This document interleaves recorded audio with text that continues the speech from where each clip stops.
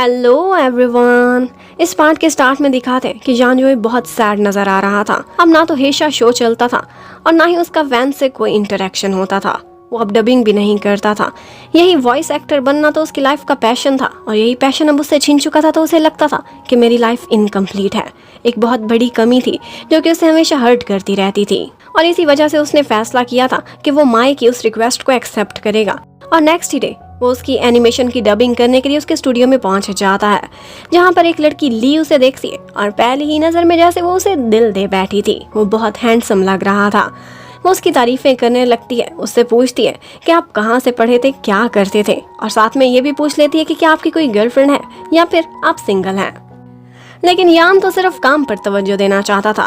वो उनसे डिटेल्स पूछने लगता है जिस एनिमेशन की उसने डबिंग करनी थी और फिर उसके बाद वो अपना काम स्टार्ट कर देता है। इतने दिनों बाद डबिंग करते हुए उसे स्टूडियो में बहुत खुशी फील हो रही थी। उसे बहुत सारी डिफरेंट वॉइसेस निकालनी थी। इसमें 6 कैरेक्टर्स थे कि दूसरे वॉइस एक्टर्स ने भी आना था उसका साथ देने के लिए, लेकिन उनको एंड टाइम पर पता चलता है कि वो वॉइस एक्टर नहीं आ रहे और उनका टाइम भी खत्म होने वाला था और उनके पास सिर्फ 3 दिनों का अल्टीमेटम था। उनको बहुत टेंशन होने लग at the nick of time वो कहाँ से वॉइस एक्टर लेकर आएंगे।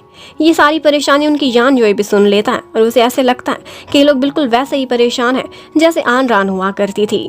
वो उनसे बोलने लगता है कि शायद मैं तुम लोगों की हेल्प कर सकता हूँ और वो 6 के 6 कैरेक्टर्स की वॉइस डबिंग कर देता है। वो पूरी रात काम करता है ताकि उनको कोई दिक्कत ना हो। उनकी इतने सालों की मेहनत वेस्ट होने से बच गई थी।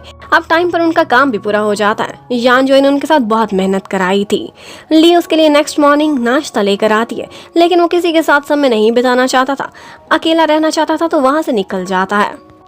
जबकि उधर हमें रूई को दिखाते हैं। वो हु के पास आती है अपना रेजिग्नेशन लेटर लेकर। वो उसे बिठाता है और पूछता है कि किसी ने तुम्हें बुली किया है या तुम सैलरी से परेशान हो, लेकिन वो कोई भी और बहाना लगाती है और वहाँ से बस निकलने की करती है। कहती है कि मैं होम टाउन जा रही हूँ। अब वो जाने लगती है। सारी की सारी टीम भी परेशान हो जाती है, लेकिन जाते जाते वो सिर्फ यही सोच रही थी कि इस टीम के साथ मैं सूट नहीं करती।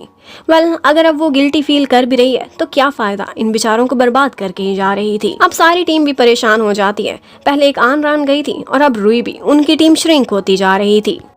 उधर बेचारी आन रान को बार बार जान जोई की यादें आने लगती हैं। घर से यादों से तंग होकर वो बाहर निकलती है जॉगिंग करने के लिए, तो नेचर को देखकर दोबारा से जान की ही यादें आने लगती हैं। वो नेचर को कितना लाइक करता था और वो यहाँ पर खड़े होकर उसके मशवरे के अकॉर्डिंग नेचर की वॉइसेस को कैप्चर करने लगती है। आज जब वो घर पर होती है तो उससे मिलने के लिए बाय भी आती है। वो बाय के सामने एकदम ठीक होने का नाटक करने लगती है और उसे बोलती है, देखो घर पर रह रही हूँ, मैं फेयर भी हो चुकी हूँ। लेकिन बाय समझ चुकी थी। वो इतने दिनों बाद उससे मिलने आई थी और काम की भी थोड़ी रिपोर्ट्स देना चाहती थी। वो उसके साथ बालकनी में बैठती है और कहती है, दिल की बहुत सारी बातें करनी है तुमसे। तो अब आन रान बाय के साथ मिलकर ड्रिंक करने लगती है।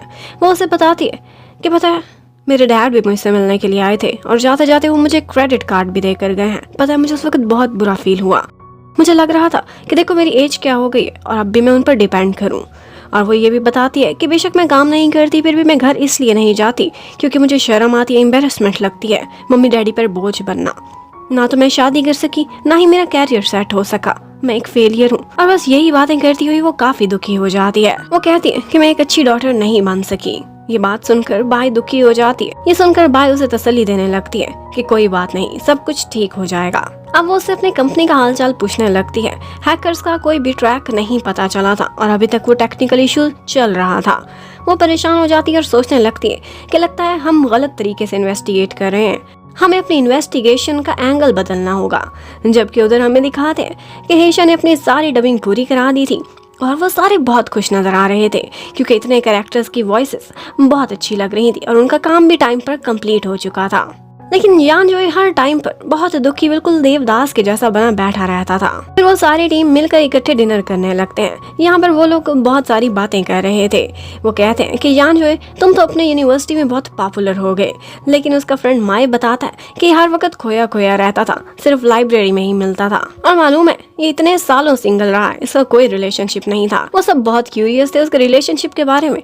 तो माई बताने लगता है कि थोड़े समय पहले मैं इसके स्टेटस चेक करता था, बहुत लवी डवी होते थे पता है इसकी एक गर्लफ्रेंड थी और मुझे लगता है आज भी वो इसके साथ होगी। और अपनी गर्लफ्रेंड का नाम सुनते ही यान युए बहुत दुखी हो जाता है और उसको वहीं बैठे बिठाए आन रान की यादें आने लगती हैं और वो सैड होकर वहाँ से निकल जाता है खाना छोड़कर। उधर आन रान को दिखाया जाता है वो अपनी हैकर के लिए इन्वेस्टिगेशन बढ़ाने लगी थी। वो बहुत सी चीजों को नोटिस करने लगी थी एक नए ढंग से और इस इन्वेस्टिगेशन के साथ साथ वो हेशा की बहुत सारी ऑडियो बुक्स भी सुनती रहती है और इसी तरह से उसका समय थोड़ा अच्छा बीत ही जाता था। उधर यान जो है बेचारा एकदम बारिश में भीगता हुआ जा रहा था। उसे आन रान की यादें आ रही थी, इवन की एक लड़की में उसे उसकी झलक भी आने लगती है, लेकिन वो कोई और ही थी। यहाँ पर ली उसे इस तरह से बारिश में भीगता हुआ देख लेती है तो उसे फिक्र होने लगती है कि बीमार हो जाएगा। तो वो छाता लेकर उसके पास आती है और उसे घर छोड़ने चली जाती है। अब नेक्स्ट मॉर्निंग जब आन रान काम कर रही थी तो उसने बहुत सारी न्यूज देखी थी अपनी रिसर्च करते हुए। एक चीज उसे कॉमन लगी थी कि रिसेंटली बहुत सारे सालों में गायशी कंपनी ने उन्हीं की तरह की बहुत सी छोटी मोटी कंपनी को एक्वायर कर लिया था। वो उन्हीं कंपनीज की लिस्ट बनाती है और इन दी एंड एक चीज उसे कॉमन लगी थी और वो यही थी कि उनकी कंपनी के साथ भी उसी की इंटरप्राइज की तरह कोई ना कोई छोटा मोटा प्रॉब्लम हुआ था, जिसके बाद वो लोग कंपनी बेचने पर मजबूर हो गए थे। और अपनी इस रिसर्च के बाद उसके सोचने का ढंग जरा बदल जाता है और वो फौरन से टियान को और एक और मेंबर को मिलने के लिए बुलाती है। अब उसे साफ साफ शक जाओ चिन पर होने लगा था। इसके साथ उसे ये भी पता चलता है कि रुई भी अचानक से उनकी कंपनी छोड़कर चली गई है। तो वो उससे बोलती है कि इस रुई पर भी इन्वेस्टिगेशन करो और इसके साथ साथ गायशी कंपनी और जाओ चिन इनके पिछले कुछ सालों के सारे करतूत बाहर निकालो। हो सकता है कि हम भी इन्हीं के ही इन्फेक्टेड हों। उधर यान जो है बेचारा फीवर में तड़प रहा था और उसको एक बुरा सपना आने लगता है। उसे ऐसा लगता है कि जैसे उसका हाउस एक मैस बन चुका है, बिल्कुल उसकी लाइफ की तरह से। वो बहुत डर जाता है और इसी सपने में आन रान आती है जो उसे संभालती है और उसे काम डाउन करती है। इसके साथ ही उसकी आंख खुल जाती है क्योंकि कोई उसके दरवाजे पर नॉक कर रहा था। एक्चुअली ली और माय उससे मिलने के लिए आए थे। वो आते ही उसका थैंक्स करने लगते हैं कि पता है हमारी एनिमेशन ऑनलाइन चली गई है और बहुत पॉपुलर भी जा रही है।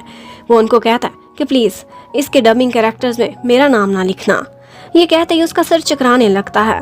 वो लोग देखते हैं तो उसे बहुत तेज फीवर था। उसके बाद वो उसे मेडिसिन वगैरह देकर सुला देते हैं। अब जब रेस्ट करने के बाद वो जागता है तो ली उसके घर पर ही थी और माय भी बाहर ही सो रहा था। यहाँ पर ली उससे पूछने लगती है कि तुम अपना नाम क्यों रिमूव कराना चाहते हो। तो आगे से यान जो है सिर्फ इतना ही बोलता है कि मैं नहीं चाहता कि तुम लोगों की कंपनी जो अभी अभी उभर रही है वो किसी भी ट्रबल में फंसे मेरा नाम यूज करने की वजह से। वो उससे पूछने लगती है कि ऐसा सब क्या हुआ है, क्या तुम अपनी एक्स गर्लफ्रेंड की वजह से परेशान हो, क्या तुम उसके साथ ब्रेकअप कर चुके हो या अभी भी रिलेशन में हो। लेकिन आगे से यान जो है कोई भी जवाब नहीं देता।